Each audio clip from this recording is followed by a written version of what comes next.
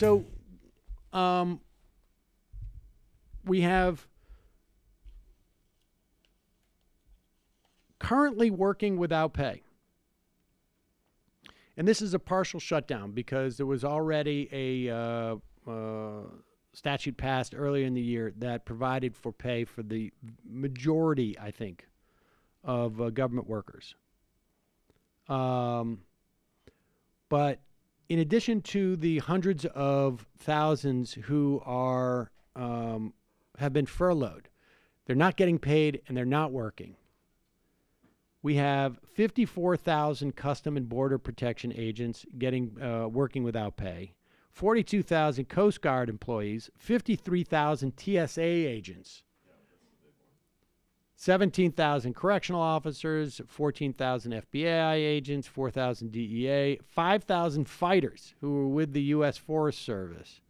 These are all people who are paying to go to work, essentially, at this point, right? Because they're not getting paid, paying for their transportation, whatever it is. A decent number of these people, I would say, good time for you to go find other work. I'm not terribly excited about what the Customs and Border Protection people are doing these days.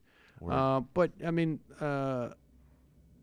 obviously some of this is necessary. But all of this is a struggle. I mean, all of these people have families. These are their jobs. We have hundreds of thousands of other workers. You're going to start seeing, as of today, Smithsonian closing. You're going to start seeing more public parks closing.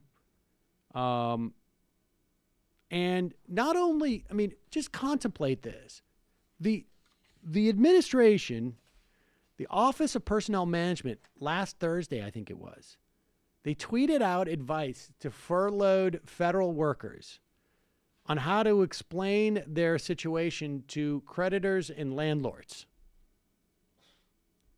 They also gave a sample letter, and it went like this, quote, "I will keep in touch with you to keep you informed about my income status, and I would like to discuss with you the possibility of trading my services to perform maintenance. Wow. Painting, carpentry work in exchange for partial rent payments."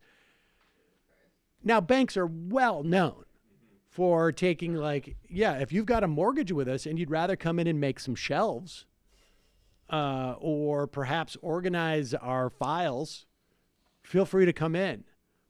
This is also hitting with a lot of times, like you had a lot of federal workers who they don't know when their next paycheck is going to come. They're not going to go expend money on presents for their kids. They're all the human suffering here, really, just needless suffering, is pretty stunning. What will also happen is there's a couple of thousand federal contractors, in a lot of the buildings, subcontractors, a lot of federal buildings. So you have janitors, security guards, people who work in the commissaries, and they will never get back pay. No. They don't come in. These companies are never going to give them back pay. Many of these workers who are furloughed right now or who are working without pay, we're talking about 800,000 total.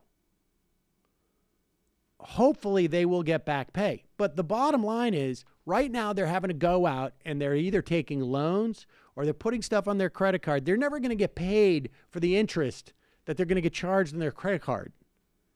The 20% interest. That money's never coming back. The insecurity that they're dealing with, that they're cutting back in real time, the stress that their kids and themselves are probably going through, this is never going to get returned. In addition to that, it undermines the missions of all of these agencies if they cannot count on funds coming in. All their contracts, right? You're going to be putting contractors out of business. You're going to be putting people out of business who do business with the government. So this is problematic. It reverberates. And so here's what's going to happen. Probably tomorrow or maybe Friday, the House is going to pass a budget with, I don't know, if there'll be $1.5 billion for, border security or whatever that means. Look, they could pass the $5 billion. And Donald Trump's not going to be able to build anything other than more replicas of his prototype walls for the most part, because it's a drop in the bucket.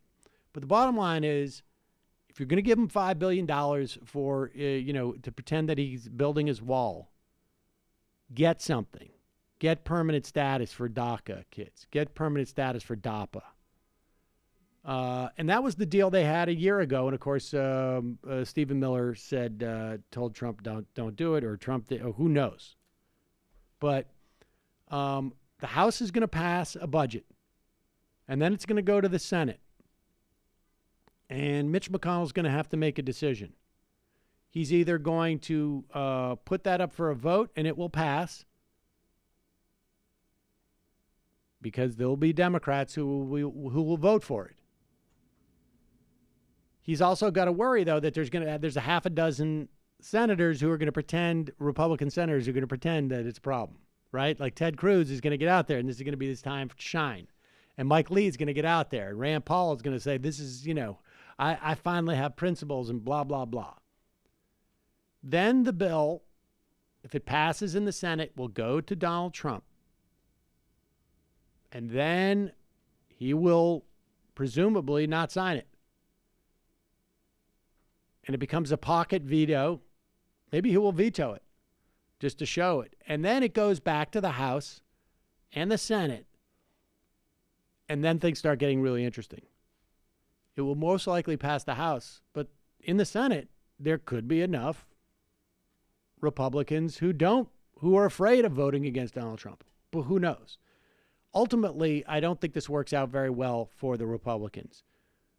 But it's, like I say, a lot worse for the federal workers and the federal government. And this is the rub. This is why, when we talk about asymmetrical politics, this is it. Because it's a problem for people on the left, most, that the government is hurt and that federal workers are hurt by this. And the hurt continues and gets worse as you go on. So the leverage is with the Republicans, but Donald Trump is about to own this. And despite the fact that he already announced that he was going to own it, he's going to own it in an even more intimate way very shortly. You want to talk about asymmetrical politics? Public sector workers are not allowed to strike in most states because, their jobs are too important. They help society run. But the Republicans are allowed to do the exact same thing if they decide to. It's That's basically not fair. a lockout, right? It's basically a lockout for all those people who are furloughed. And it's even worse for those people who are not furloughed but don't get paid. Yeah, no, it's a real problem. I don't know how you make a long-term reform to this, but that's why there has to be a political price exacted, because otherwise it continues to happen. And we shall see. I mean, hopefully that we'll see a price paid